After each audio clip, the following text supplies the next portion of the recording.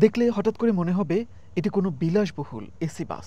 গাড়ির উপরের লেখাটি না পড়লে বোঝার উপায়ই নেই এটি একটি প্রিজন ভ্যান।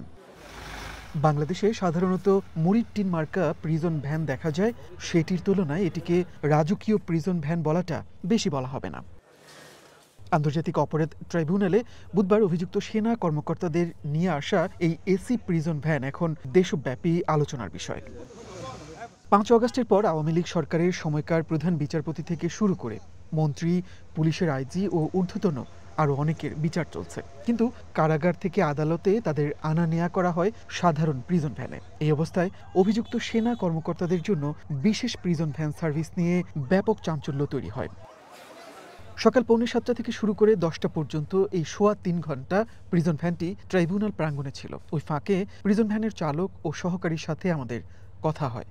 তারা জানান, গাড়িটিতে 3টি আলাদা কেবিন রয়েছে, প্রতিটি কেবিনে 15 জনের মতো আসামি বসতে পারে। 2 বছর হলো আইসে, 1 বছর ধরে পড়ে ছিল, আমরা 6-7 মাস ধরে চালাচ্ছি। ফুল এসি না? কেবিনগুলোতে কত বছর? টোটাল 40 জন, 3টা কেবিনে 40 জন।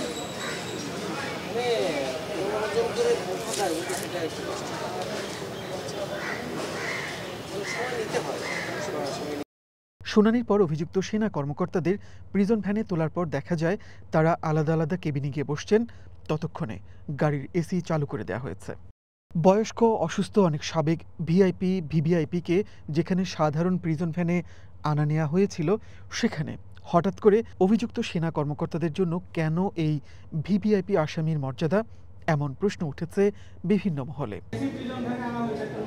যে এই বিষয়ে যে সুবিধা কারা কর্তৃপক্ষ কোন আসামিকে কি পদ্ধতিতে আদালতে হাজির করবেন, এটা ডিসক্রিপশন অফ দি কারা কর্তৃপক্ষ।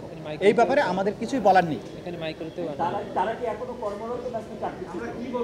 বিলাসবহুল এসি গাড়িতে করে মানবতা বিরোধী অপরাধ মামলার আসামিদের আদালতে আনার ঘটনায় ক্ষোভ জানিয়েছেন আওয়ামী লীগ সরকারের সময় নির্যাতনের শিকার অনেকেই। তবে এ ব্যাপারে কারা কর্তৃপক্ষের কোনো বক্তব্য পাওয়া যায়নি। মনির মিল্লাত, ওয়ান নিউজ, ঢাকা।